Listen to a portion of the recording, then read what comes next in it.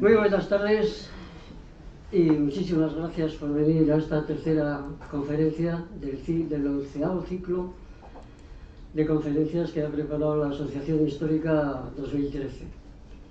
De verdad que muchas gracias. No sé si dentro de una hora o así me lo van a agradecer tanto, pero yo les estoy muy agradecido.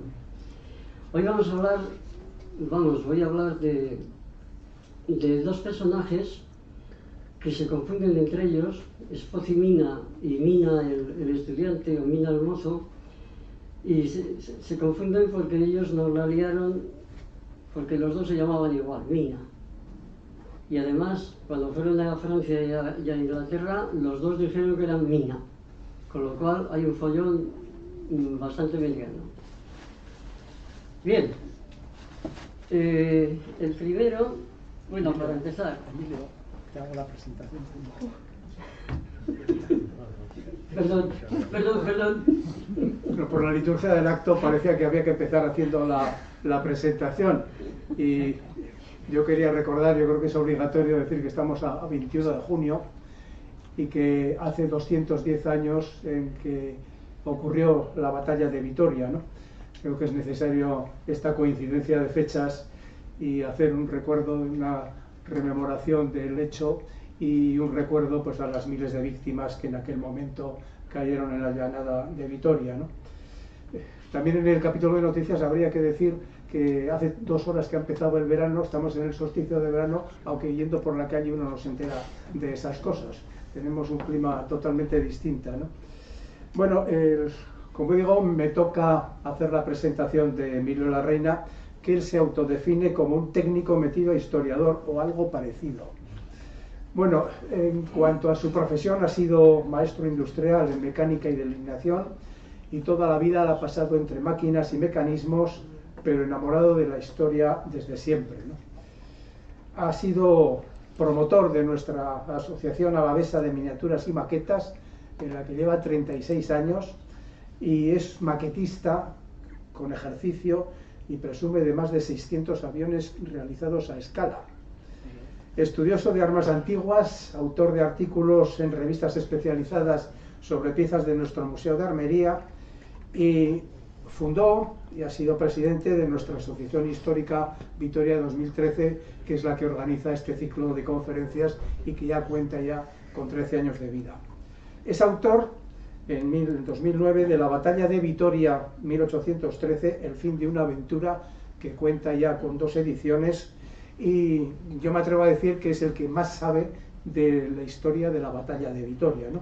Ayer el ponente de la conferencia de ayer, Emilio José Pardo de Santayana, hablaba de la locura de Emilio con el tema de la Batalla de Vitoria.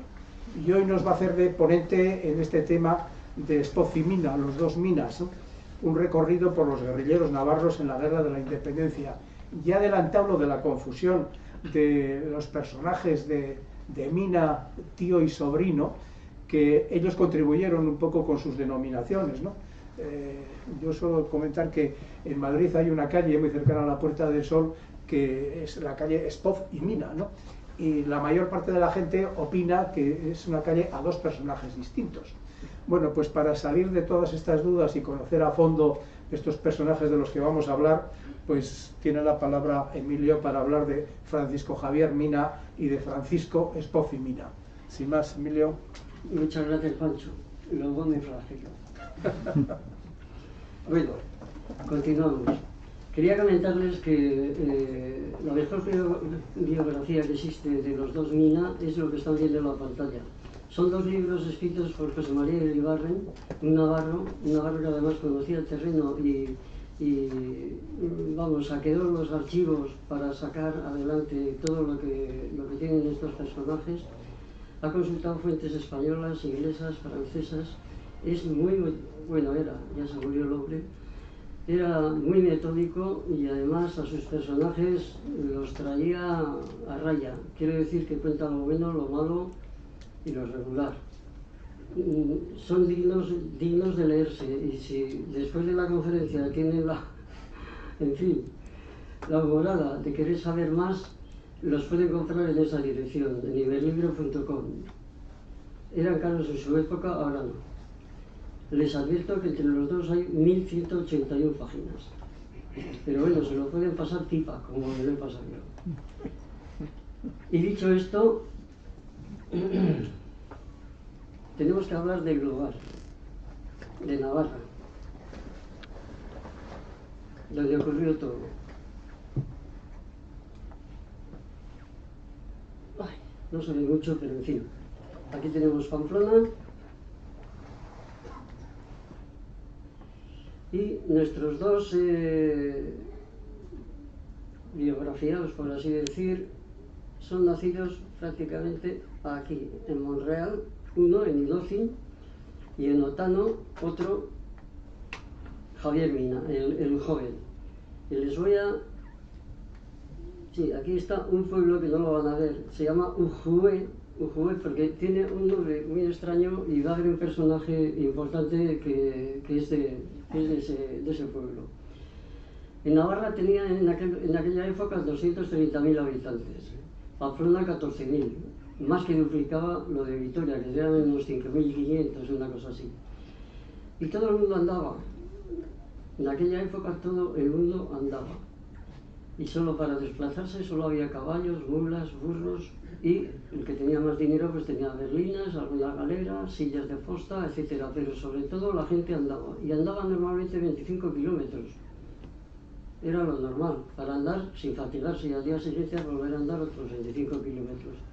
Los navarros son muy diferentes y eran, en la época todavía más, de la parte de la montaña que ven aquí, lo pone ahí, montaña, que es realmente de Pamplona, Pamplona ya es la montaña, hasta los Pirineos. Y con una curiosidad de la época, y es que Navarra tenía salida al mar, es decir, Hondarribia, Lezo, pasajes de San Juan, Rentería, era Navarra y tenía su importancia. Después de la guerra de la independencia esto desapareció. Bien, vamos al asunto. El año 1807, Napoleón era el dueño de Europa. Había ganado a 4 coaliciones aliadas, les había dado, pero bien, y era el dueño de Europa. Y la guerra, sobre todo la guerra en España, que pensamos que es entre Francia y España, no es cierto.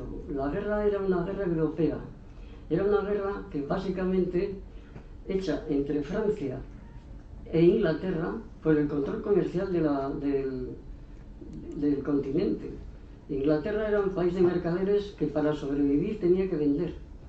Además eran los únicos realmente a escala industrial que tenían eso, tenían una industria manufacturera de todo tipo, sobre todo conocemos la textil, pero también la maquinaria, y tenían una flota extraordinaria para eso. Y la guerra era porque Napoleón quería ese mercado. Y ahí se estuvieron matando durante años. A nosotros nos tocó porque Portugal, cuando Napoleón hace el bloqueo, ordena el bloqueo continental mercantil a Inglaterra para que no pueda exportar nada al resto de Europa, Portugal se resiste. Y entonces Napoleón lo que va a hacer es invadir Portugal con 25.000 hombres de Junot y 27.000 españoles, porque el gobierno español de Carlos IV le apoya. Bien, el 9 de febrero los franceses entran en Pamplona. Me voy a ceñir a Pamplona, pero bueno, ya saben ustedes que esto repercute en toda España. Y el 16 se apoderan a traición de la ciudadela. Lo mismo va a ocurrir en Figueras y lo mismo va a ocurrir en Jaca. Es decir, bajo capa de que vienen de amigos, ellos vienen de invasores. Y ahí van a empezar las exigencias de dinero y víveres, y va a empezar el descontento de la población, sin más, desde los primeros momentos. En marzo aparece el motín de Aranjuez. Ya saben que Fernando VII se rebela contra Godoy, de hecho se está rebelando contra su padre le da la corona y él entra en Madrid triunfalmente, pero Murat, el lugarteniente de Napoleón que estaba en Madrid, le mete en la cabeza que tiene que ir a ver al emperador a Francia para que le consolide la corona. y de hecho se marcha y se viene a Francia. Cuando llega a Francia, Napoleón no solo no se la consolida, sino que le obliga a devolvérsela a su padre, y su padre, el cachondo, se la regala a Napoleón. El 6 de junio, José Bonaparte, el hermano mayor, es el nuevo rey de España. El 6 de junio les digo. Pero antes ha ocurrido el 2 de mayo, el levantamiento de Madrid. Ya iba a comenzar una guerra absolutamente cruel, de 6 años, una guerra terrorífica. Lo que ocurre es que los franceses van invadiendo la península y se van apoderando de las instituciones. Entonces todo lo que había de diputaciones, ayuntamientos, todo va desapareciendo. Y en ese clima de vacío institucional aparecen las primeras partidas, los primeros levantamientos de gente que, sobre todo al principio, son idealistas, que se juntan 4 o 5 y se cogen un par de escopetas y van a ver qué pueden hacer, a matar franceses. Y también, evidentemente, la gente de más capacidad va a empezar a montar las juntas provinciales, que van a sustituir a esas instituciones invadidas por los franceses y que quieren hacer algo para defender el país. El 18 de julio, una fecha clave en la historia europea, está la batalla de Bailén. Una derrota absoluta en 16 años, la primera en 16 años del ejército imperial francés, que era la pera limonera en Europa. Será lo más de lo más. Y resulta que le vence un ejército de segunda fila, un ejército de cantamañanas, pero que le da para el pelo. Tienen 20.000 bajas y 20.000 prisioneros. Y vas, que va a ser un horror para ellos. Y sobre todo lo que va a ocurrir en Europa es que no son invencibles. Que los franceses no son invencibles. Si lo han hecho los españoles, que son una banda de cantamañanas, pues los demás también. El 30 de agosto, 6 semanas más tarde, Arthur Wellesley, el inglés, que lo volveremos a encontrar, derrota a Junot, que había ido a conquistar Portugal, y es la segunda derrota en 6 semanas. Napoleón agarra un cabreo enorme y monta un ejército de 180.000 hombres e invade España, sin más. Ya saben ustedes que del 5 al 9 de noviembre Napoleón pernoctó en nuestra Echezarra, en Vitoria, y allí preparó todo el plan de batalla para reconquistar Madrid. Entre medio va a haber cuatro derrotas estrepitosas españolas: Gamonal, Espinosa de los Monteros, Tudela y Somosierra, y el 7 de diciembre, es decir, prácticamente un mes y medio más tarde, que cuando había entrado, está en Madrid. Responde a José y persigue al ejército británico que había entrado, al ejército de Wellesley, que ya no estaba Wellesley, le habían cambiado por problemas burocráticos en Londres. Le persigue por Castilla y León y los echa en La Coruña. Pero él no llega a La Coruña. Astorga se marcha porque tiene problemas en París. Se piensa que ha dejado todo en orden, pero lo que ha hecho ha sido encender una hoguera que va a ser imposible apagar. Estamos en 1809. 1809 es un año desastroso para las tropas francesas. Perdón, para las tropas españolas. Y antes de seguir, quiero comentarles que, puesto que estamos en una conferencia, en jornadas de conferencia de guerrilleros, los guerrilleros no ganaron la guerra de la independencia. No ganaron ni por el forro. La guerra se ganó gracias a los aliados ingleses, a la ayuda enorme de armas y de dinero, enorme, y de equipo, por supuesto con los portugueses, y al ejército español, que va a perder batallas a mansalva y siempre va a salir el famoso general no importa. No importa perder, porque dentro de poco nos contamos y volvemos a hacer otra. Al final, ese espíritu de no aceptar la invasión es lo que va a ganar la guerra. Las 3 patas: la guerrilla, el ejército español y el ejército aliado. Que al final el ejército español va a ser parte del ejército aliado. Bien, en agosto de 1809, Javier Mina levanta su guerrilla en Navarra. Vamos a ver a Javier. Este es un grabado de época, está ahí vestido de húsar, con un gorro inglés, en fin, lo típico de la época. ¿Quién era Javier Mina? Bueno, la levanta con 12 hombres, con 12. Y es curioso el nombre que le pone a su partida, le llama el Corso Terrestre de Navarra. El corso era una patente que se sacaban los barcos para salir en corso a fresar buques, una parte era para el rey y otra parte era para el afresador, pero claro, no existía en tierra, y por eso le pusieron el corso terrestre, que a mí siempre me ha hecho mucha gracia. Pero bueno, sobre todo la fuerza que tiene Javier es que va a tener órdenes escritas, legales, absolutamente legales, del general Carlos de Areizaga. Para entonces, estamos un año más tarde, casi un año más tarde del 2 de mayo del 8, para entonces había levantado muchas partidas, entonces se habían levantado, venga, nos juntamos todos nosotros, cogemos caballos y nos vamos a por ahí a ver qué hacemos. Pero el que tenía papeles, ese podía ir a un pueblo, exigir comida, dar vales que valían, para que al final de la guerra ellos, la gente que daba comida, que daba lo que fuera, paja, cebada, lo que fuera, pudiera cobrarlo. Los otros lo que iban, lo cogían y se marchaban. En esa época la población civil sufrió lo que no está escrito.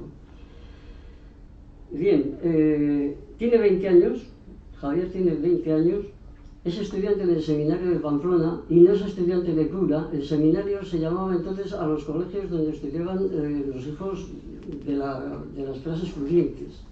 Luego con el siglo desapareció esa faceta y se quedó solamente para la formación religiosa. Pero el seminario, el general Álava, por ejemplo, estudió en el seminario de Vergara y lo que estudió fue francés, matemáticas, física, en fin, lo que se estudia.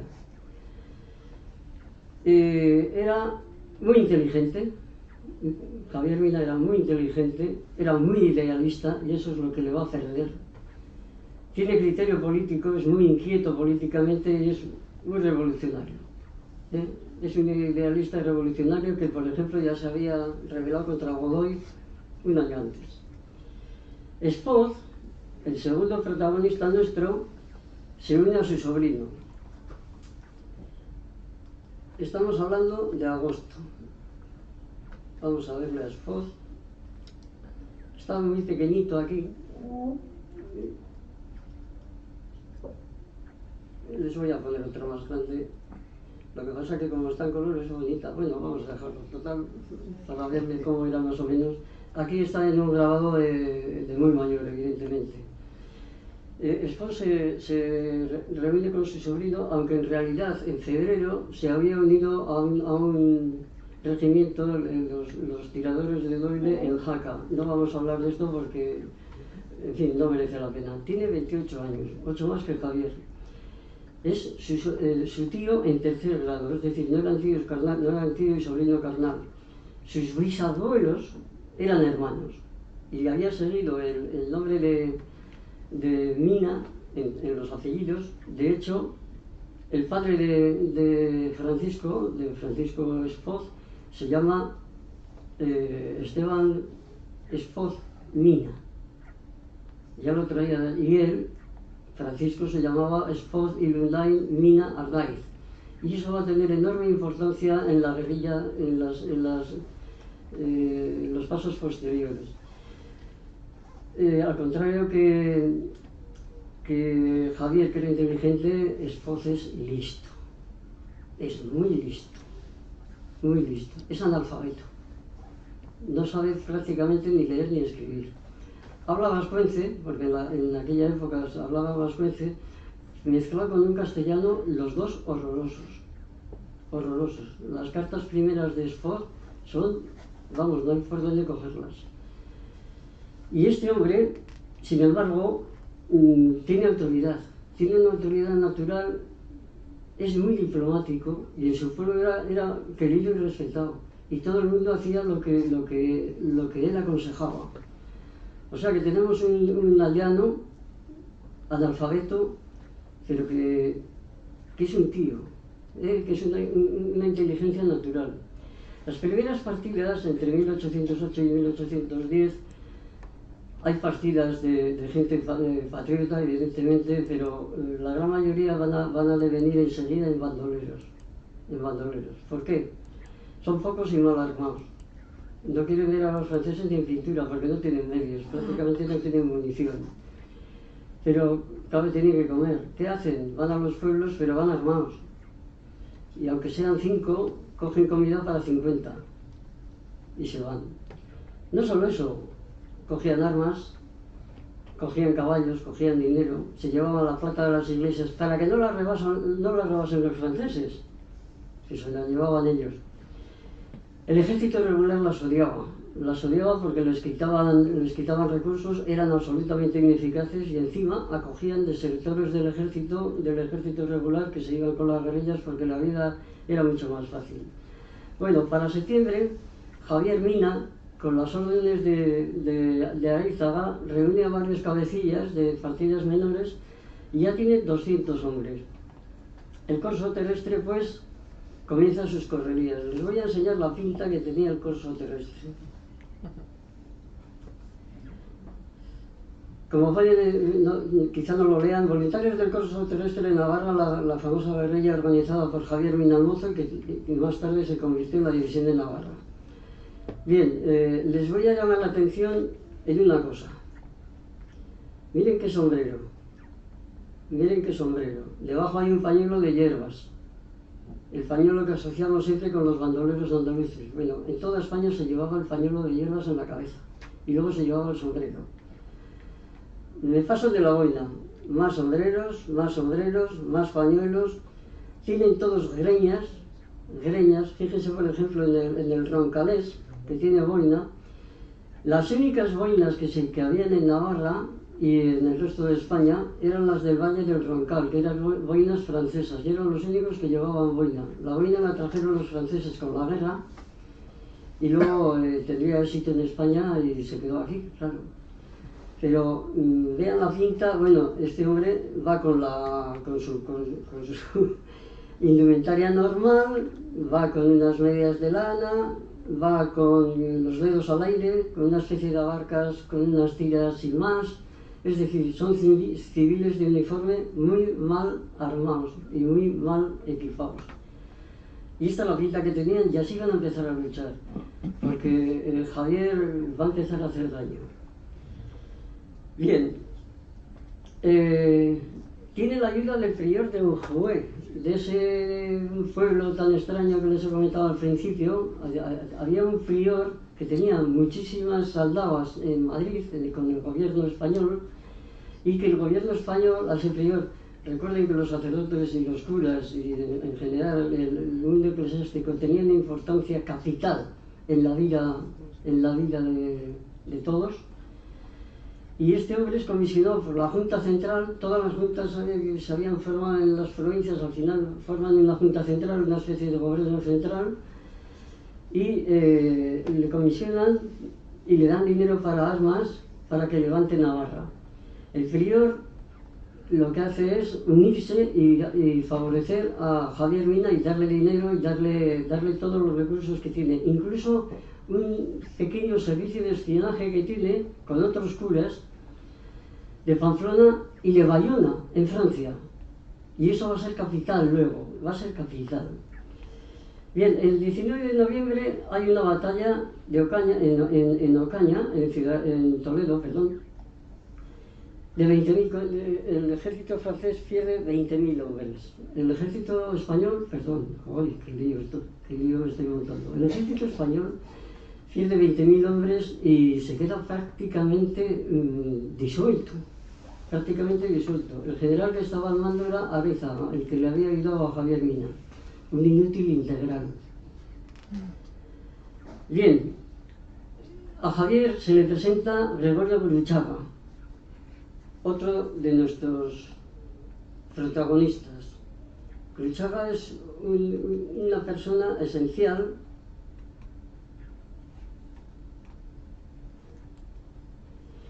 Aquí lo tenemos en color.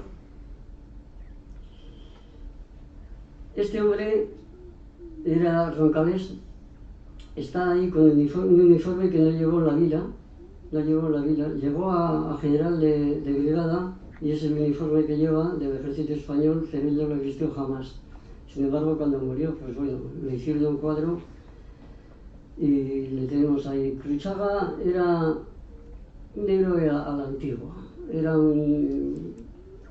inteligente también estaba estudiando en el seminario de Pamplona, era valiente, era muy osado, por eso tuvo tan mala suerte.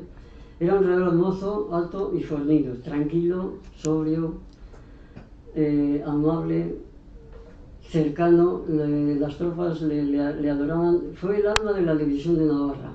La división de Navarra en realidad la sostuvo él antes de que llegase Espoz. Y inmediatamente va a ser el lugarteniente de Espoz y Mina, de Mina. Ya ven ustedes que la confusión de los nombres es la pera, de Javier Mina.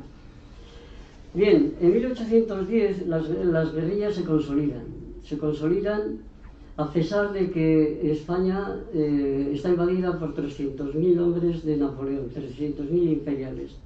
Va a caer Andalucía, la Junta Central se va a tener que ir de Madrid a Cádiz, Cádiz va a ser sitiada, como saben, y la Junta Central se va a quedar allí bloqueada. Y Suchet, el general Suchet, le envía a Napoleón porque Mina ya ha empezado a levantar la cabeza y les está dando muchos quebraderos de cabeza a los franceses, y lo manda a Pamplona.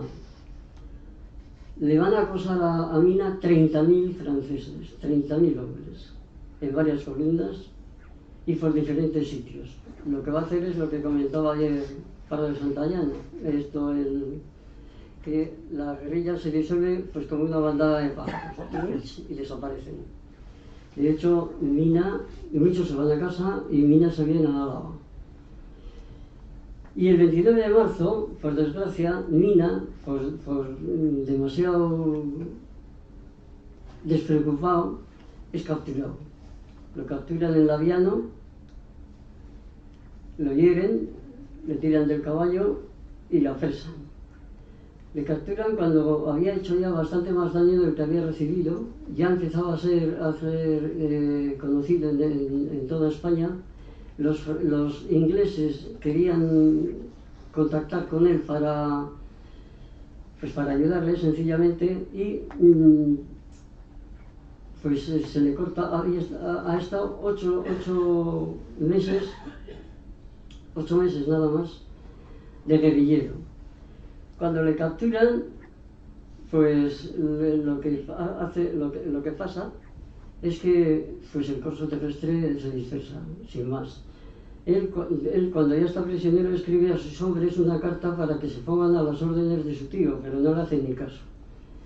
Como era prisionero y Cruchaga, que era el lugarteniente que estaba herido en su casa en el Roncal, el corso terrestre se deshace en partidas sueltas sin más. Y el 8 de abril, poco tiempo más tarde, con 6 fieles, quedan 6 con Espoz, pues el tío se decide ponerse al mando. Y lo va a conseguir por las buenas y por las malas. Se cambia Espoz y Mina. Y no va a ser el primer cambio que veamos. De hecho, José Bonaparte, cuando entra en España como rey, se hace cambiar el apellido por José Napoleón. Y a partir de ese cambio de Napoleón hay cantidad de pueblos por ahí que dicen, concretamente aquí en Argomaniz. ¿Lo has dicho en Argomaniz? En Argomaniz, efectivamente, pues hay una leyenda que dice que estuvo en lo que hoy es el Parador. Bueno, pues si estuvo algún Napoleón fue José, pero Napoleón no. Y Espoz lo que hace es adelantar su tercer apellido al segundo, se hace llamar Espoz y Mina, para conservar el prestigio de su sobrino, sin más, como heredero natural. Y lo consigue apoderarse, reunir otra vez el corso terrestre por pura suerte. Primero porque Cruchaga, el segundo, está herido en el Roncal. Tercero, hay un cura muy famoso en Aragón, el cura Glaría, que ha sido nombrado, cuando Javier Mina es cogido prisionero, ha sido nombrado para dirigir la insurrección de Navarra y lo matan. El prior de Ujué, que también le hemos visto que tenía mando, está en Cádiz. Y la última y la decisiva, en definitiva, es su parentesco con Javier Mina. El parentesco asociaba siempre la sucesión y la herencia. Espoz además estaba preparado. El tío Francisco, porque le llamaban así el tío Francisco, era un viejo. Con 28 años era un viejo en la guerrilla. Había pocos de su edad. Todos eran como el jefe, con 20, 21, 19, 22, 23. Y llevaba ya 8 meses en la guerrilla, había estado en todos los combates, se había enterado como soldado raso, no tenía ningún privilegio. Conocía los vicios, las virtudes de la tropa y además, curiosamente, era el abanderado. En los últimos tiempos, Mina, el joven, había recibido una bandera y se le habían entregado a Espoz. O sea, él mandaba además la caballería de Javier y era su hombre de confianza también. Así que lo que hace 2 días más tarde, de juntarse con estos 6 que le han quedado, se apodera de la primera partida, la partida de Sádava. Y es curioso porque Sádava es uno de los que estaban con Javier, tiene la bandera del regimiento. Él se presenta, Espoz se presenta con sus seis colegas, se presenta enfrente de la partida de Sádava, que eran 120, y ve la bandera, sale disparado, se la quita al que llevaba la bandera y dice: esta es la bandera de Mina, esta es mi bandera, y el que quiera luchar con la bandera de Mina que me siga. Increíblemente le siguen todos, y a Sádava, que se queda pasmado, le hace a su ayudante, se calla y ya tiene 130 hombres. Así empieza. Y luego el 12 de abril empieza a utilizar la infraestructura que tenía ya montada Javier, que le había dado tiempo a hacer. Escribe a todos los jefes de partillas de Navarra, a los alcaldes, a los párrocos, que eran claves, que ha sido nombrado sucesor de Mina por la Junta de Aragón. Es mentira, no tenía ningún mando de nada. Pero él les escribe diciendo que tiene la orden. Y además, justo en esos días se presenta Gregorio Cruchaga, que ya está recuperado de sus heridas, que en realidad tendría que haber sido el sucesor natural de Javier. Sin embargo, Cruchaga no tiene ninguna ambición de nada, lo único que quiere es seguir peleando y matando franceses, y se pone a las órdenes del tío Francisco porque es Espoz y Mina, sin más. Será también el lugarteniente de Espoz porque era extraordinario, y con Cruchaga viene otro montón de partidas pequeñas. El 13 de mayo, Espoz consigue lo que quiere. Es nombrado oficialmente desde Valencia comandante del corso terrestre. A Cruchaga también le nombran segundo, porque Cruchaga ya tenía más veteranía en grados que él. Y tienen 600 efectivos, Cruchaga y Espoz. Forman 2 batallones. Y en junio va a organizar el servicio de confidentes y espías, que va a ser la clave del funcionamiento de toda la división navarra en toda la guerra. Escribe a todos los alcaldes, a los párrocos y sobre todo escribe a los pueblos donde tienen guarnición francesa. Y monta una extensísima red de emisarios que va a crecer exponencialmente durante la guerra, de confidentes, de herederos, es decir, los que iban por las veredas y por el monte llevando los partes, portabriegos. Monta también guardias y avanzadas en los pueblos que vigilan y avisan. Los guerrilleros no pueden luchar contra un ejército regular, es imposible porque los deshacen. ¿Qué están haciendo normalmente? Huyen, están huyendo, se están escaqueando para que no los derroten, para que no los maten. Por eso es primordial saber la información, conocer por dónde está el enemigo. Eso es absolutamente esencial y esa es la clave del funcionamiento, del extraordinario funcionamiento de Espoz con la división navarra. En todo momento sabía dónde estaban los franceses, en todo momento sabía dónde podía cogerles y en todo momento sabía dónde salir disparado para que no lo cogieran. Tengan en cuenta, les recuerdo que tenían un servicio de información en Bayona. Desde Bayona hasta, vamos a poner, Pamplona, les costaba 3 o 4 días bajar la información, pero era suficiente, porque los soldados bajaban andando, las tropas que entraban a España, y sin embargo el espía, vamos a llamarle, bajaba a caballo. Bien, Desfort tiene ya hombres, tiene armas, porque se las han ido quitando a los franceses. Mina el joven había quitado muchísimas. Lo que no tienen es munición, están todo el día a dos velas. Y de hecho van a empezar a trabajar, a combatir con un cartucho por individuo y luego atacar a la bayoneta. Era aquí te pillo, aquí te mato. Pero con esa estrategia tan burda van a conseguir hacerse notar y hacer mucho daño. Van a conseguir emboscadas, asaltan correos, asaltan pueblos con guarniciones pequeñas, y el tío enseguida es mucho peor que el sobrino para los franceses.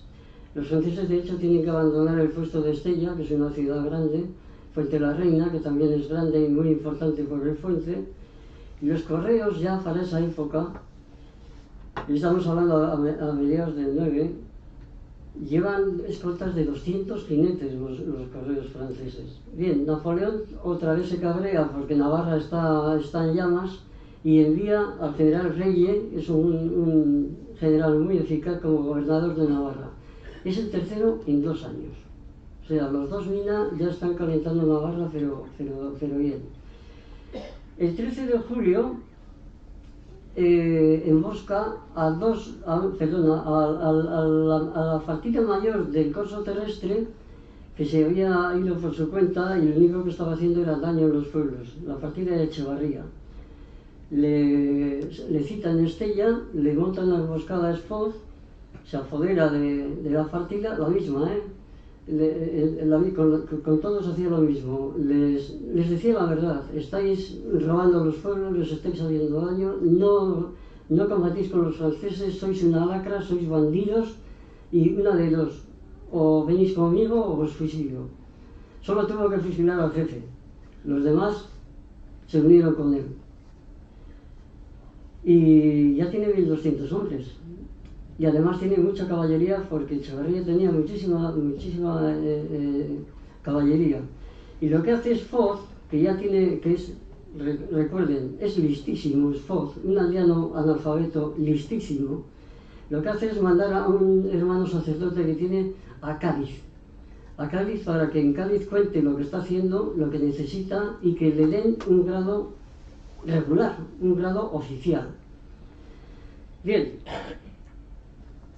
A finales de julio reaparece en Navarra el famoso Frior de Ujrué, y aparece nombrado coronel por la regencia de Cádiz y comandante de todas las guerrillas navarras. Espoz se queda de piedra. Y aquí aplica el dicho aldeano de paso corto, vista larga, paciencia y mala intención, que ya te llegará la ocasión. Se calla como un perro y le dice que sí, que usted es el coronel. Justo, cuando Reye, el gobernador francés, el nuevo gobernador francés, monta una partida de monta 3 columnas, al final 20.000 hombres, contra Espoz, que ya tiene 2.000. El Frior, cuando ve aquello, desaparece. Espoz se queda otra vez dueño del campo, y lo que va a hacer es pasar las canutas como las había pasado Javier, pero con muchísima más suerte que Javier. ¡Ay! Indica.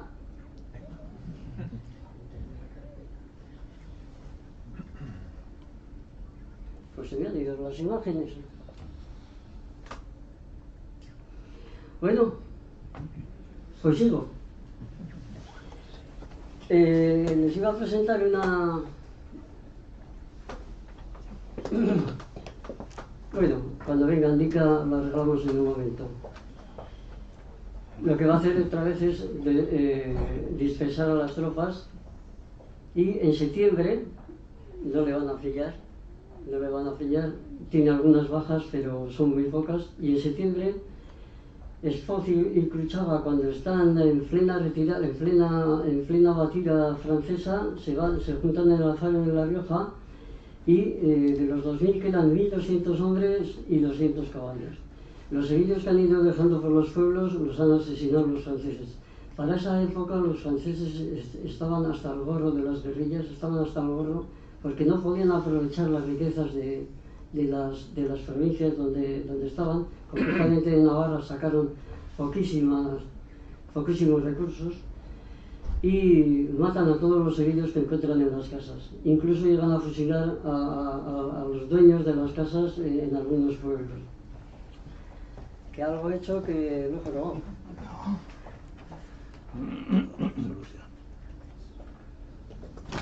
Joder. Hay que preguntar siempre al que sabe. Bueno, les decía, se van a hacer una idea, no traten de ver el mapa porque para empezar es pequeño y ya ven el revoltijo que hay. Es un continuo ir y volver, subir y bajar, de este a oeste. Sí les voy a marcar este recorrido.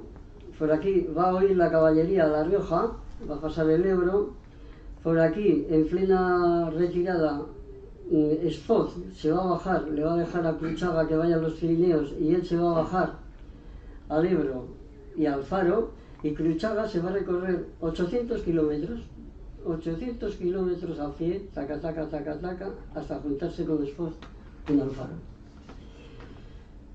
Ya les digo, se queda con 1200 hombres, pero luego queda la batida sigue funcionando.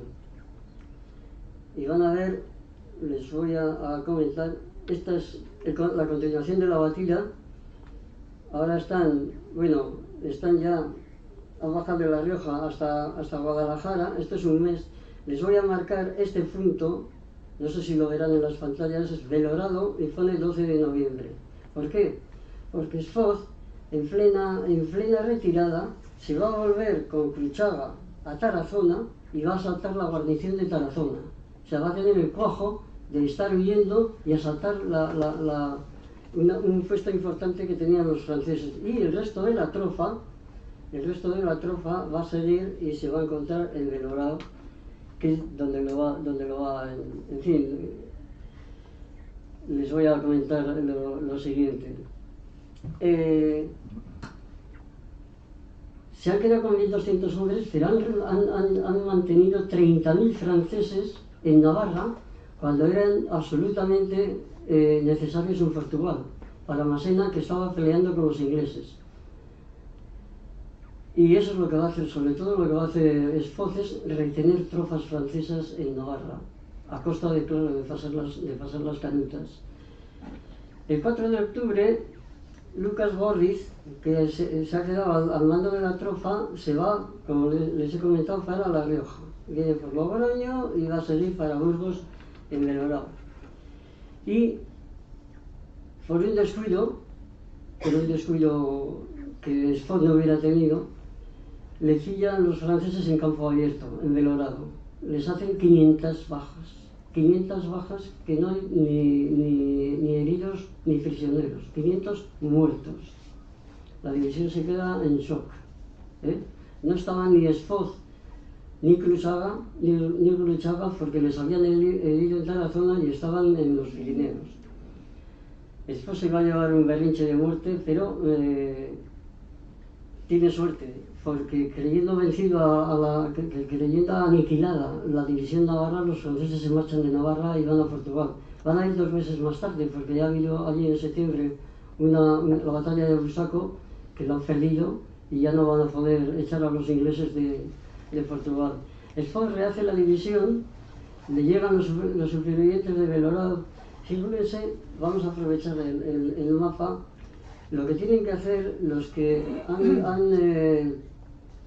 han sobrevivido en Belorado, se van a subir por Burgos, van a entrar en el oeste de Navarra, de Álava. Allí les va a coger Longa, de que vimos ayer subir en Milagros. Van a subir hasta Guipúzcoa, enseguida los va a coger el Pastor, sin más. En cuanto los deja Longa, los coge el Pastor y el Pastor los mete por los pasos altos en Navarra.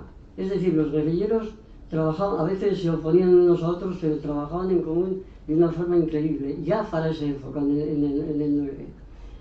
Total que recibe un montón de gente, los sobrevivientes, y recibe un montón de gente porque los franceses están portando con los pueblos asquerosamente mal y tienen unas represalias horrorosas, están fusilando gente, les roban todo. Entonces, sobre todo los jóvenes se van con la guerrilla de Mina porque, si total, van a estar en el pueblo sin meterse en líos y les van a pasar, los van a matar o los van a robar, se van con Espoz. Y Espoz va a tener en Ávila 3.000 efectivos. Lo que ha hecho entre medio es aprender del desastre de Belgrado, porque en Belgrado, si hubiera sido una trofa del ejército regular, hubieran formado un cuadro. Un cuadro lo montaban los regimientos cuando les atacaba la caballería en campo abierto, que no tenía ninguna posibilidad de defenderse, ninguna. Entonces montaban 4 lados, 3 filas en fondo, la primera fila de rodillas con el fusil y la bayoneta por delante, en la segunda y la tercera filas de pie con el fusil y la bayoneta por delante. Aquello para un caballo era insalvable. Se conocen poquísimos casos en las guerras napoleónicas, creo que no llegan a 10 en el que la caballería haya roto un cuadro de infantería veterana, sobre todo. En España solo se dio un caso, y desde luego no fue aquí, no fue, perdón, se dieron 2. Uno por la caballería británica, los alemanes de la caballería británica, y otro por Espoz, ya 2 años más tarde. Bien, en ese tiempo Espoz fue formar a su gente, los veteranos, sobre todo los desertores del ejército imperial que llevaban en sus filas, entrenan a los nuevos, y va a hacer una cosa curiosa. Lo primero que hacen es darse cuenta ya que en el año que llevan están llenos de miseria. Les va a celar al cero a todos. Con las greñas que tenían les va a cortar el pelo radical. Y les va, ya lo había hecho, por cierto, Napoleón con sus tropas el año anterior en toda Europa, porque llevaban unos celos que eran en una fábrica de chinches, de miseria. En fin, les va a uniformar y van a tener su primer uniforme, ya un plan en foco de ejército. En realidad es un uniforme que había previsto Javier Mina y que no lo habían llegado prácticamente sin hacer. Estos uniformes, están hechos en Pamplona. Están hechos en Pamplona porque los franceses ni siquiera en esa época tienen tanta gente como para para bloquear a los guerrilleros que no se muevan de un lado para otro. Les será extraño el sombrero de copa. Bueno, el sombrero de copa, además de los que hemos visto antes que tenían el corso terrestre, era el sombrero normal en toda la Navarra central y del sur. Era el sombrero normal. No de buena calidad, evidentemente, eso era para las autoridades, pero era el sombrero de copa. Llevan la escarafela, una escarafela roja, que era la del ejército español. La chaqueta y el pantalón son de marrón fraile, porque la tela para los conventos era absolutamente barata y generalizada por todos los sitios, con la fechera y las mangas, etcétera, rojas. Llevan, como ven, una canana de cartuchos.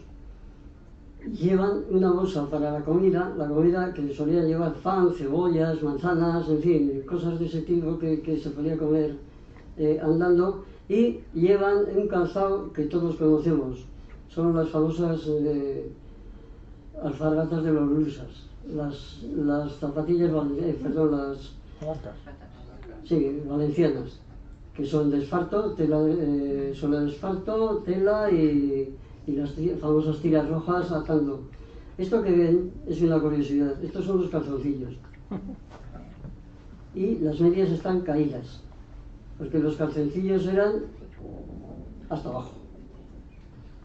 Bien. La mayor característica que tienen los guerrilleros es que son como libres.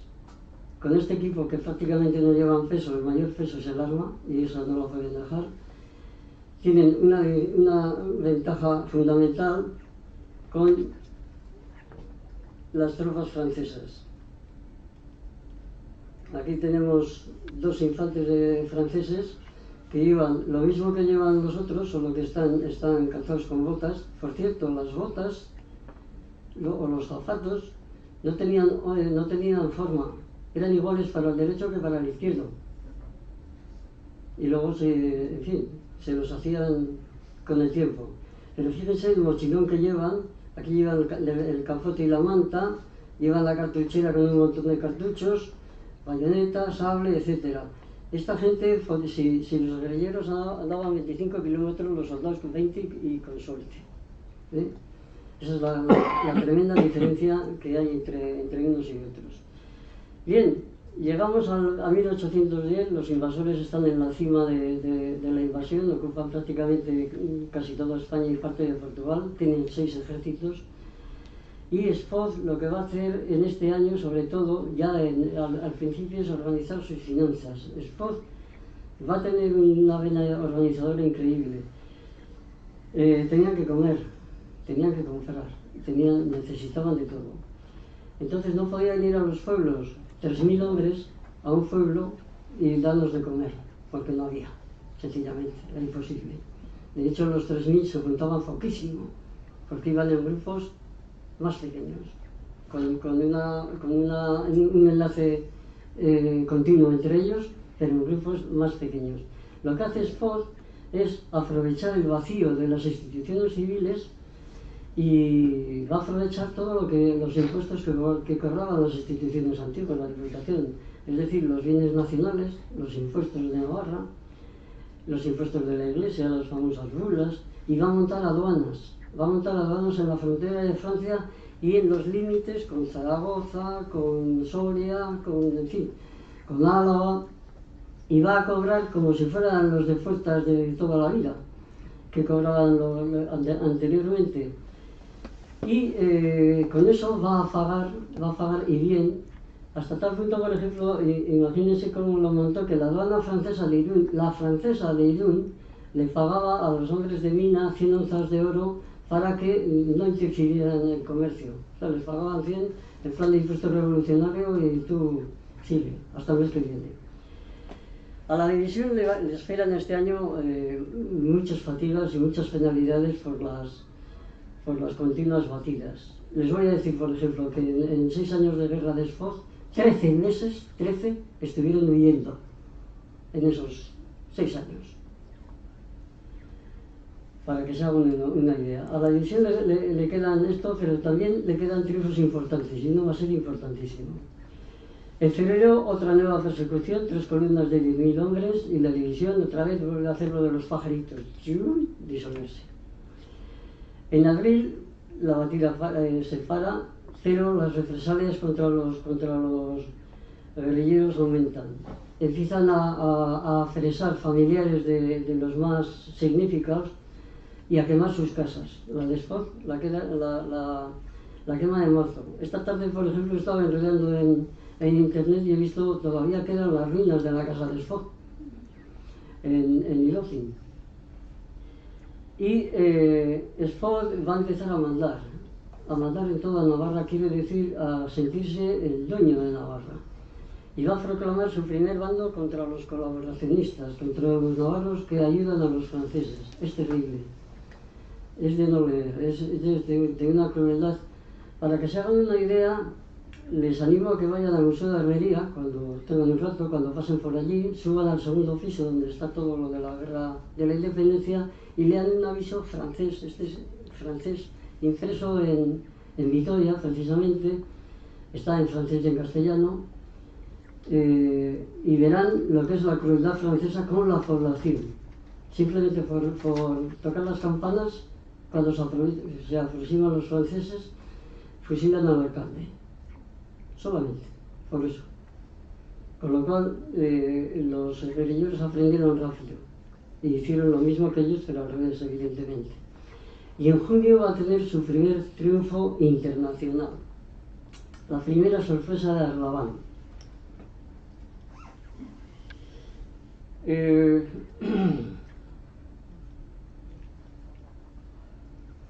Aquí tenemos Álava con Guipúzcoa, Vizcaya y Navarra,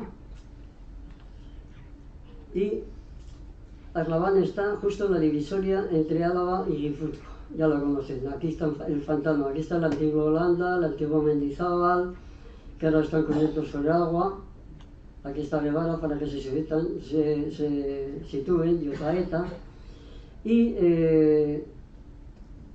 Massena, el mariscal Massena, que ha estado combatiendo en Portugal y ha fracasado, vuelve a Francia. Y vuelve con un convoy de 150 carruajes, una escolta tremenda. Y claro, 150 carruajes de un mariscal se supone que... Y además con todo lo que han robado, evidentemente. Dos Celos, el Alavés, avisa a Espoz. Luego les presento la imagen de Dos Celos, aunque ya la conocen, pero en fin.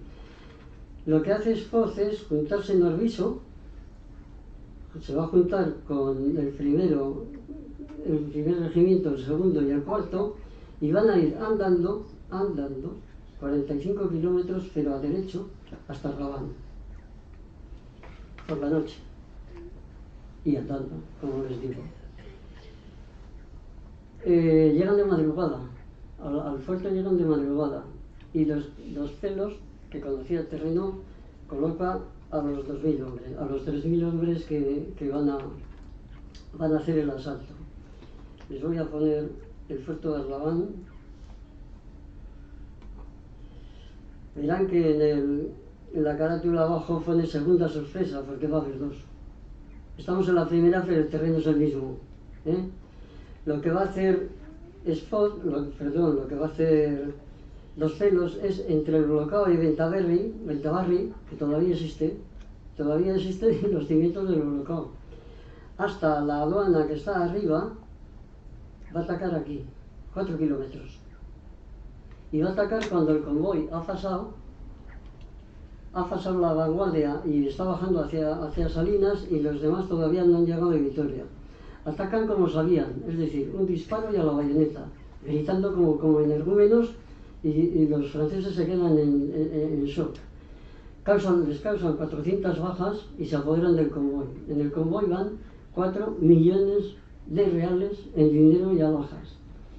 Y luego cogen todo el botín militar que pueden, caballos, municiones, armas, equipo, comida, y liberan a casi 800 británicos prisioneros, a casi 600, he redondeado las cifras, y 200 portugueses.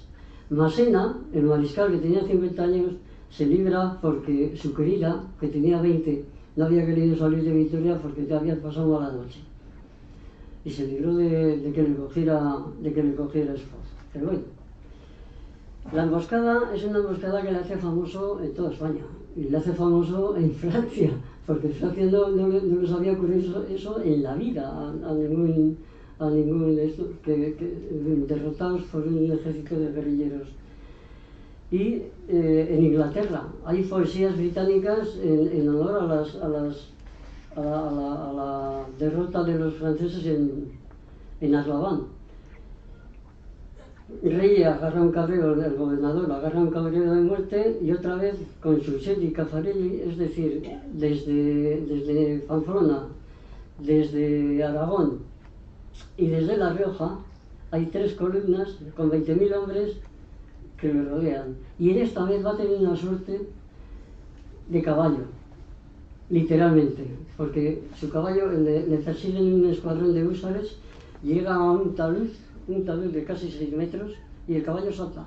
Tenía un caballo extraordinario. Cuando llegan los húsares se quedan todos clavados, y no pasa ni uno. Y esa vez va a ser, en realidad, la segunda vez que aparece en su vida la suerte que tiene este puñetero aldeano. Una suerte, vamos, ya lo verán a lo largo de la charla. pero, por Dios, es tardísimo. En fin, por el éxito de Arlabán, la regencia le nombra comandante general y le va a meter en el tercer, le va a ingresar en el tercer, ay, por Dios, en el 7º ejército español. Es una idea de Wellington, reunir a las guerrillas y hacerlas como tropas regulares. El 2 de agosto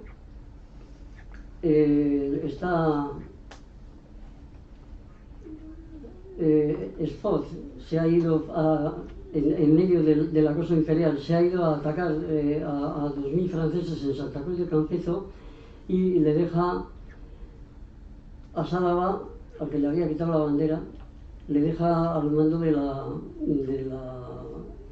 la división. Hay una noche espantosa, de tormenta, de fortísima lluvia, viento y oscuridad, y desarmados porque por la lluvia se les moja la pólvora, los imperiales alcanzan a la división en Lerín. Otro desastre, peor que el de Guerrero, 600 bajas, también sin prisioneros ni heridos. Spot quiere fusilar a Sálava, pero no le dan tiempo a los franceses porque lo hacen ellos. Otra vez se tiene que dispersar, esta vez se refugian en Aragón. Y en Aragón, en octubre, al mes siguiente, en Plasencia de Gallego, Spot se desquita, destroza a una división italiana de 2000 hombres, entrega 700 prisioneros en Motrico a los ingleses. Reye, otra vez cabreadísimo, dicta el fusilamiento de los voluntarios, y Spot también le hace otro bando, se lo manda a Reye diciendo que va a fusilar él 4 por 1, y a los oficiales los va a ahorcar, cosa que era algo tremendo para los oficiales, y que no, a los oficiales se les fusilaba, no se les ahorcaba como a delincuentes. Por ese éxito es nombrado brigadier por la regencia. A Cruchava le nombran coronel por la campaña de Aragón, la victoria de Plasencia y entretener a miles de imperiales destinados a otros franceses de guerras. Reye, harto, dimite. Llega a B, el cuarto gobernador, que es muy valiente, es tozudo, es cruel y sobre todo es estúpido, porque se va a dar de cabezadas continuamente. Comienzan a fusilar a los familiares de los guerrilleros, y Spot lo que va a hacer, una contramedida terrible para los franceses, es que va a bloquear Pamplona. Se va a poner a distancia del tiro de cañón, como a 2 kilómetros de donde están las baterías de las murallas, y va a tener permanentemente caballería alrededor. No va a dejar que ningún aldeano meta comida a Pamplona ni por el forro. Además, el que lo meta le va a cortar una oreja la primera vez. Si va a la segunda, le corta 2, y a la tercera lo fusila directamente. Va a ser otra de las medidas crudelísimas que monta Spot. En diciembre, ya para remachar el clavo, hace un decreto en Sangüesa, y frente al terror francés, Spot declara la guerra a muerte a todo militar imperial, directamente, incluido Napoleón, para chulo él. Bien, Spot tiene ya 4.500 efectivos en esa época, en 4 batallones, y se va a agregar el 5º batallón de Dos Pelos, que lo tenemos aquí. Dos Pelos era Alavés, de San Vicente de Arana. Aquí está en traje de civil, como solían ir muchos, bueno, con botas de montar, y la boina francesa, una boina de muchísimo vuelo. Y tiene ya 5 batallones, y va a terminar el año, para empezar el 1812, en el que las cosas cambian drásticamente. ¿Por qué? Bueno, en enero cae Valencia. Suchet la hace mariscal, es el único mariscal que va a conseguir el grado en España, pero lo que hace Napoleón es retirar tropas de España para Rusia. Solo quedan 210.000 hombres y quedan a la defensiva. Son poquísimos, porque solo para mantener Portugal y España, las ciudades importantes, necesita 180.000. O sea que le quedan 30.000 para hacer combates, en toda España, en toda la península. Y eso va a hacer que comiencen las victorias aliadas. El ejército aliado, los españoles, los portugueses y los británicos atacan Wellington, perdón, no he hablado de Wellington,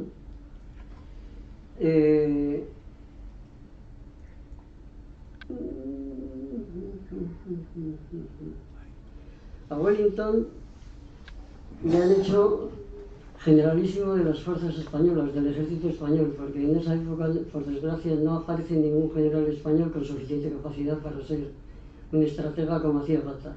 Se lo dan el empleo al inglés. El inglés es un estratega nato y además con la cabeza increíble.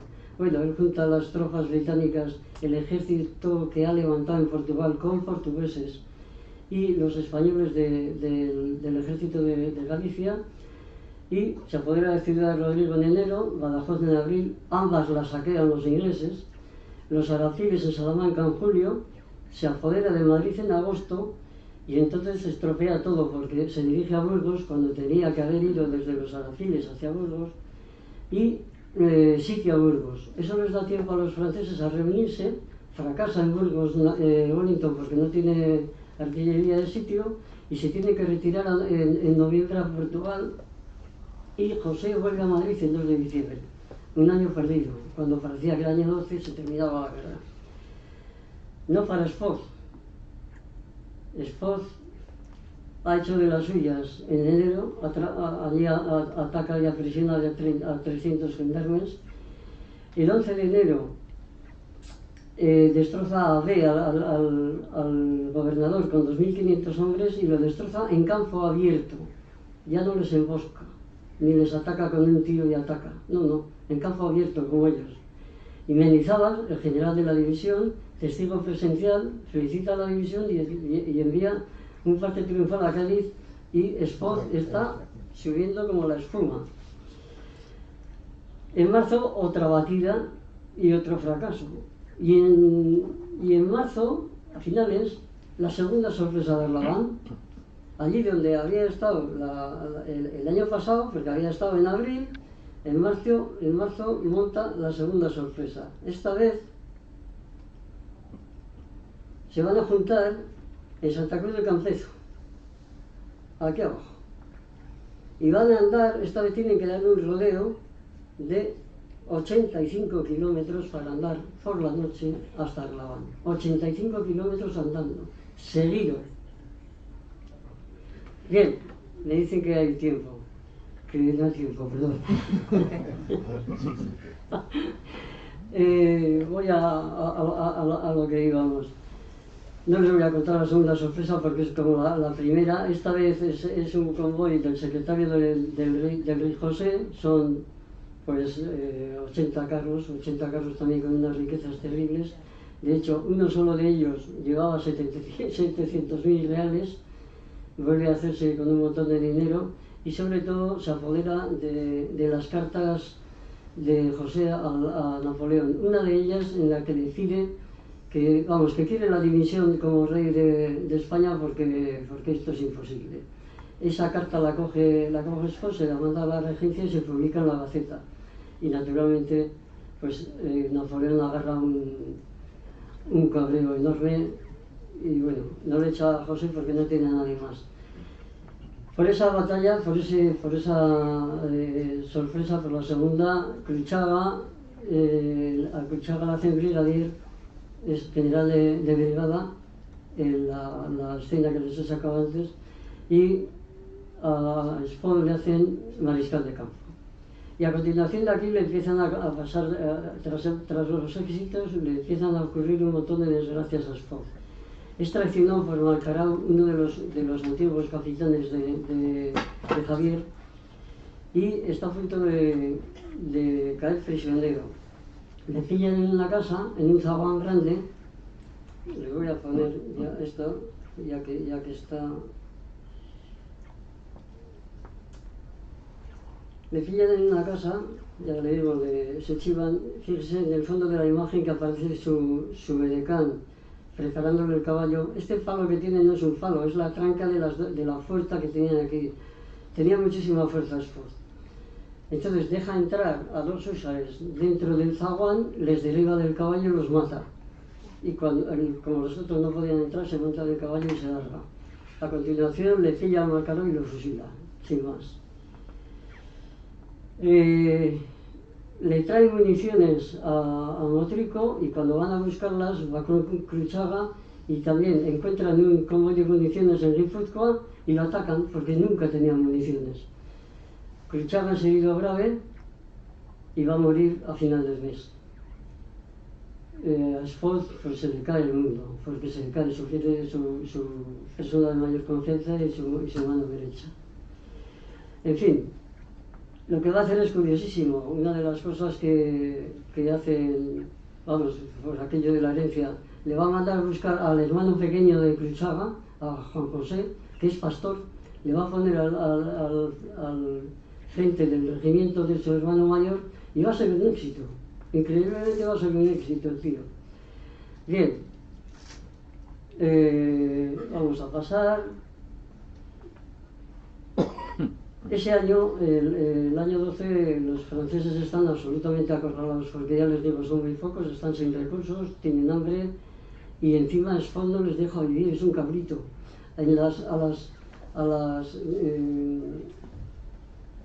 A los puestos de pueblos pequeños, bueno, en los puestos pequeños ya no había, pero en los puestos grandes incluso mandan patrullas por la noche para que tiroteen a las casernas y no les dejen dormir.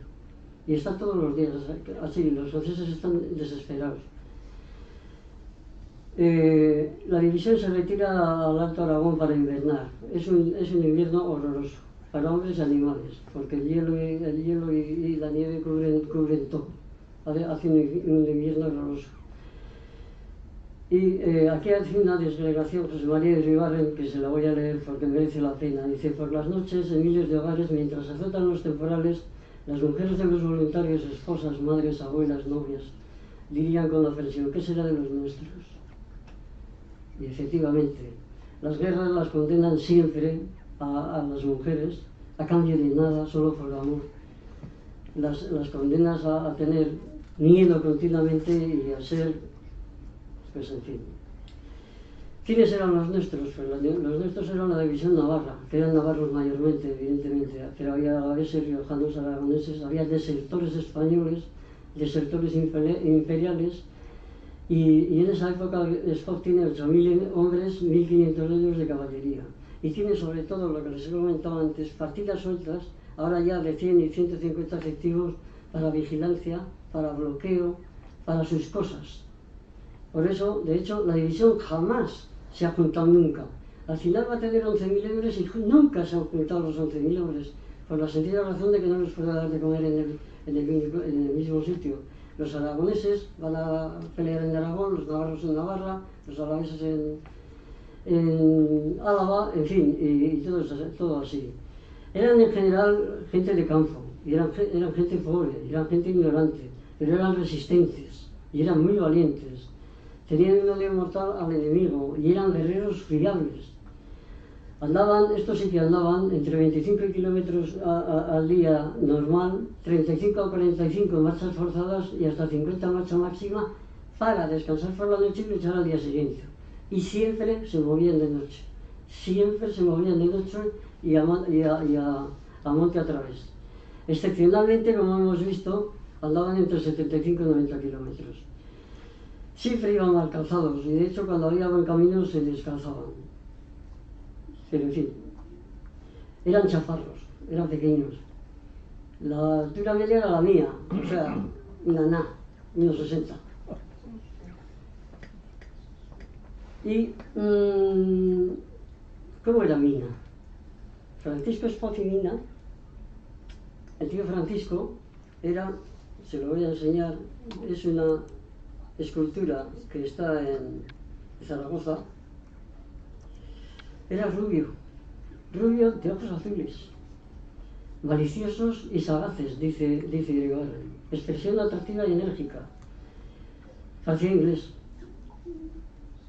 tenía, en fin, anchas espaldas, altura mediana, ya les digo, gran fuerza física, mucha fuerza y sobre todo tenía mucha suerte. muchísima suerte.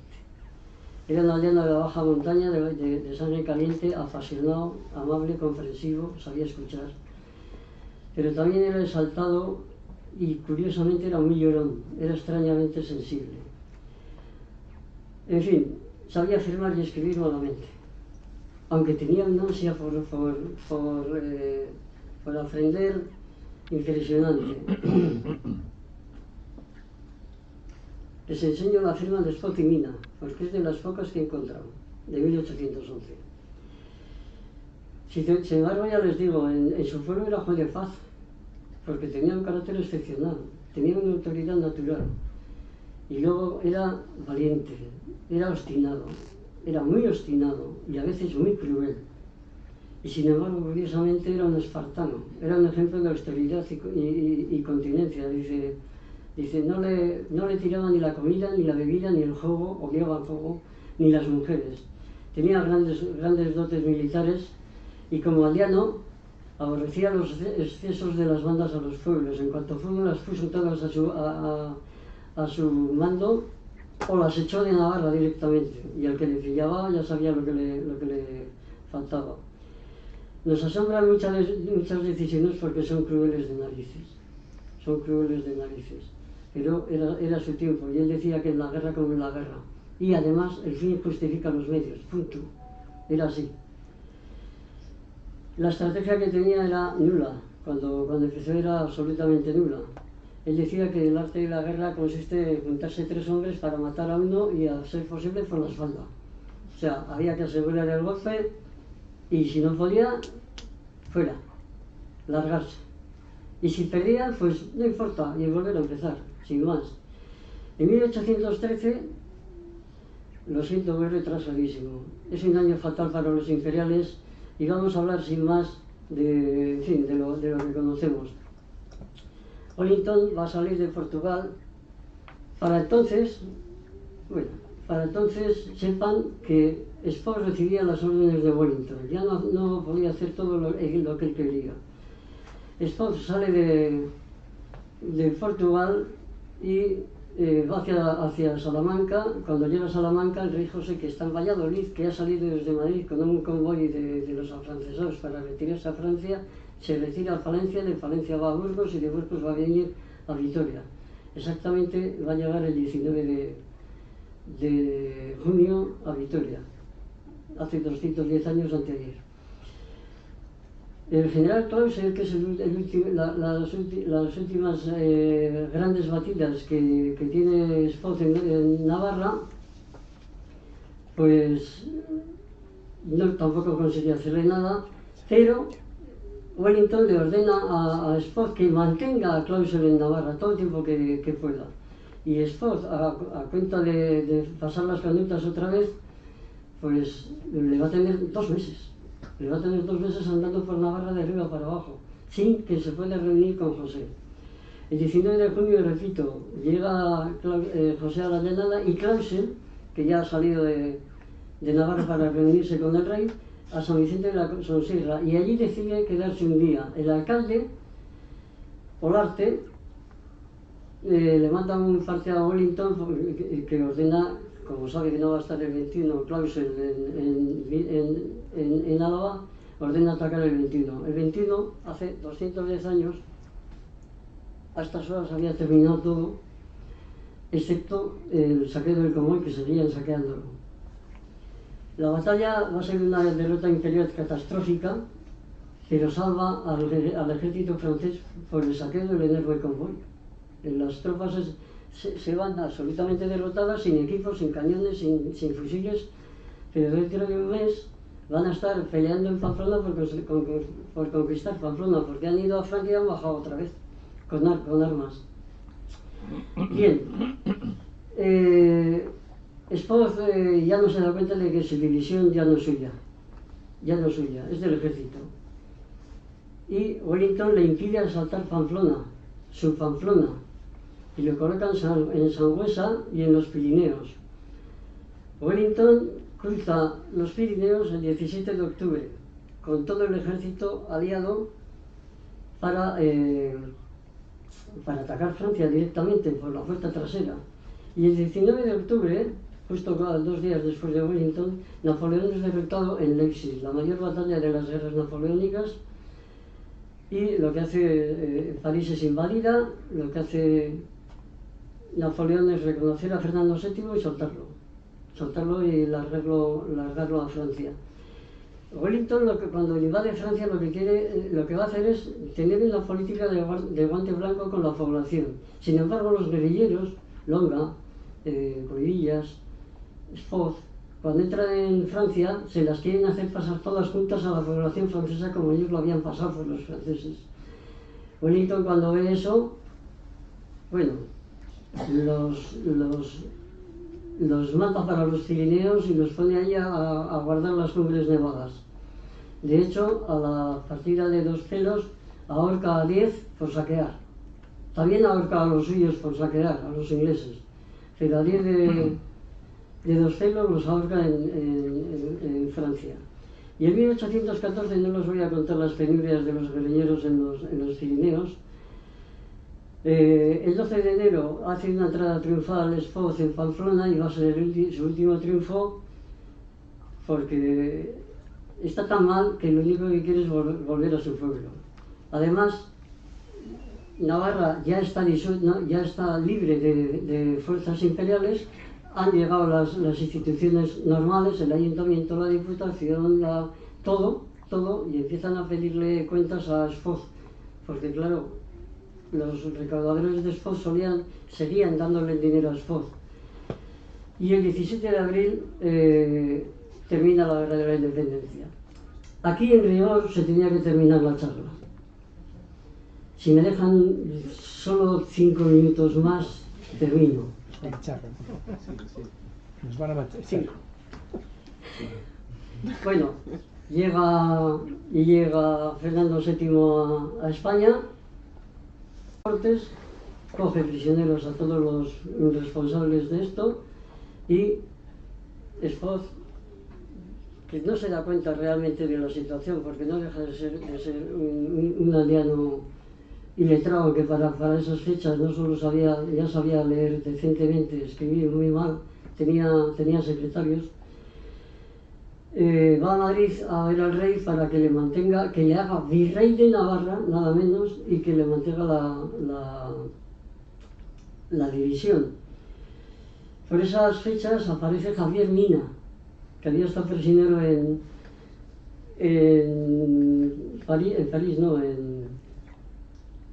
Vincennes, en el castillo, y también quiere pedirle al rey que a su sobrino es teniente coronel, que le haga coronel. Bueno, no consigue nada. Curiosamente, hablando de nombres, Javier está con su tío en la corte, en Madrid, y escribe una carta al rey y firma Javier Mina y Espoz. O sea, se cambiaron los nombres para conseguir la fama del otro. Al 2 de septiembre las guerrillas son licenciadas, Espoz es separado del mando y en definitiva se quiere rebelar, pero las tropas, la división están ya muy cansados de guerra y le dicen a Espoz que combata a él, se rebelan y no le siguen. Y Espoz tiene que huir a Francia con Javier, con lo opuesto, pierde todo, absolutamente todo. Y es un trago amargo para Espoz, que odiaba a los franceses y era ampliamente correspondido. Curiosamente, es detenido por la policía en París, porque el embajador español se chiva a la policía, le detienen, Espoz apela al rey, que ya no estaba Napoleón, había venido el Borbón a Luis XVIII, el rey lo libera, echa al embajador español y le dan una pensión de 500 francos, y con eso va a vivir Espoz durante 5 años. Con esa pensión, porque no tenía más. Bien, en el año 1815 Napoleón vuelve, recuerden ustedes lo de los 100 días en Waterloo fue así, el 18 de junio es el fin del imperio napoleónico. Espoz, que ha tenido que salir de París, igual que el rey, vuelve y en el destierro se hace liberal, ya no quiere saber nada con el rey ni nada de nada, está conspirando continuamente contra él. y aprovecha, eso sí, porque tiene una sed de conocimiento, aprovecha para ilustrarse, lee de todo, estudia, y es el faro de los liberales en Francia. También se hace masón, porque la gente bien se hacía masón. 2 años más tarde, Mina, el joven, que se ha separado de Espot en Bayona y ha ido a Inglaterra, pues encuentra allí, también le dan una pensión porque es un luchador de la libertad, y hay un grupo de lores que le apoyan y le dan muchísimo dinero para que vaya a pelear a México contra el rey Fernando. Mina acepta, yo creo que le engaña miserablemente, francamente, porque le dicen que la libertad de España se va a conseguir en América, y eso lo cree. Y en 1817, el 27 de octubre, le habían cogido prisionero, había estado desde mayo luchando contra el ejército español, lo cogen prisionero y lo fusilan. Lo fusilan por la espalda por traidor, porque era un oficial del ejército español, era teniente coronel, y como estaba luchando contra el ejército real, lo fusilan por traidor. En España la historia lo ha olvidado completamente a Javier Mina, sin embargo en México es un héroe de la libertad. Sus cenizas están enterradas en la columna de la Plaza de los Héroes, y allí reposan con su placa. Bien, a sus 28 años. Era una lástima. A mí personalmente es un héroe, allí a mí me pareció una lástima. En fin, en 1820 triunfa la sublevación de Riego. Espot es nombrado capitán general de Navarra, pero se encuentra en Navarra con que los navarros no quieren la Constitución, y le dice al rey que lo mande, al rey todavía, a Fernando VII, que lo mande a esto. Termino echando leche. En el año siguiente conoce a Juana María de la Vega, hija única de un comerciante millonario.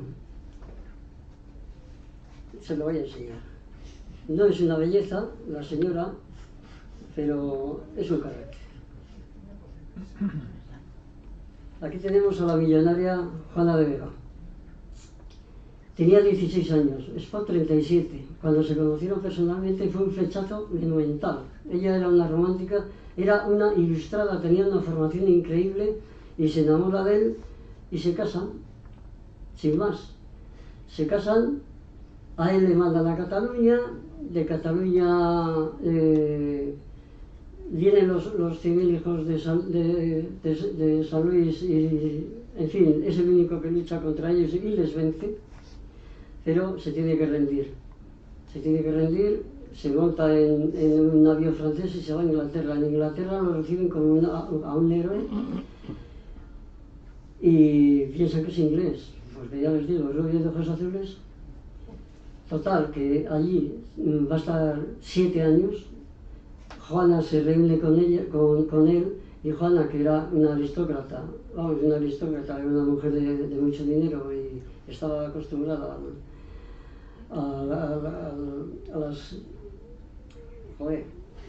a estar con la alta sociedad, pues no solo le ayuda, sino que le enseña francés.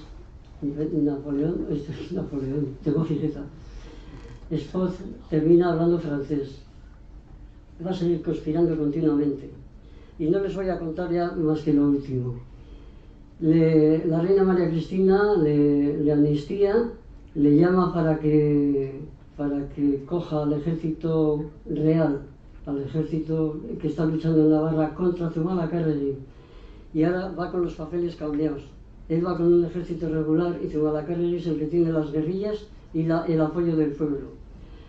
Espot fracasa miserablemente, es herido y se libra de ese caer prisionero, pues porque es listo.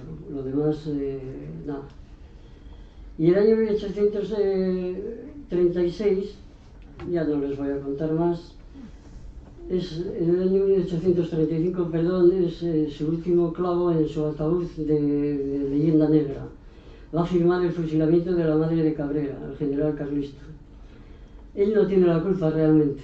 Leyendo la historia, no tiene la culpa. Él simplemente tiene la firma, está muy enfermo y prácticamente no sabe lo que hace. Eres un escándalo mayúsculo en España y en Europa. Sobre todo el gobierno inglés les reprueba por cruel. Sfo dimite porque no estaba allí como debía, como dice él, y es uno de los hitos de su leyenda negra. Cabrera, el hijo carlista, fusiló después a las esposas de tres esposas de 3 oficiales y nadie dijo nada. Luego murió en Barcelona en la Nochebuena de 1836, de cáncer de estómago. La Diputación Navarra pide su ataúd, su cadáver, y Juana, que tiene un carácter, le dice que cuando fuera. Lo embalsama, lo mete en un barco, rodea la península y se lo lleva a La Coruña. Y lo mete en su casa en un oratorio que hace para tener el cadáver. Tiene la dispensa de la reina y del arzobispo de Madrid. Total, esta mujer, ya les digo, es un carácter. Es un personaje de los oficiales nacionales. Cuando habla de la regencia de Espartero aparece la condesa, porque le hacen condesa de Esfocimina. Luego va a ser la vizcondesa del Arado. Ella escoge ese título por el oficio de su marido. O sea, no tenía ningún miedo de decir que era labrador. Y la última, Juana muere en 1872, no tienen hijos, crea una hoy diríamos una ONG, que el año pasado hizo 150 años. Una mujer tenía una cabeza que le llevaba los negocios a su padre. Y ha montado, y ya les digo, tiene una fundación que todavía funciona. Les aconsejo sobre todo a las señoras que entren en internet y pongan condesa de Esfocimina. Van a ver todo un carácter. Bien, al final se muere. En su mesilla encuentran el corazón de Esfocimina en una urna con una nota para que lo entierren con ella. Allá está, en el cementerio con ella. Esfoz, por fin, lo llevan a Pamplona siguiendo las instrucciones de Juana, y está enterrado en el atrio, en el pórtico de la Catedral de Pamplona, en ese mausoleo. Y ya les dejo. Muchísimas gracias.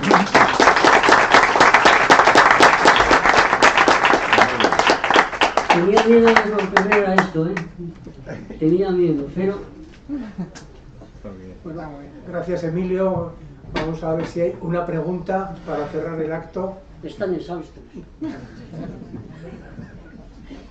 Bueno, si no, muchas gracias a todos por su asistencia y decirles que mañana tenemos la última conferencia de este ciclo que ha organizado la Asociación Histórica Vitoria de 2013 sobre la guerrilla y los guerrilleros, y mañana va a ser sobre la guerrilla alavesa.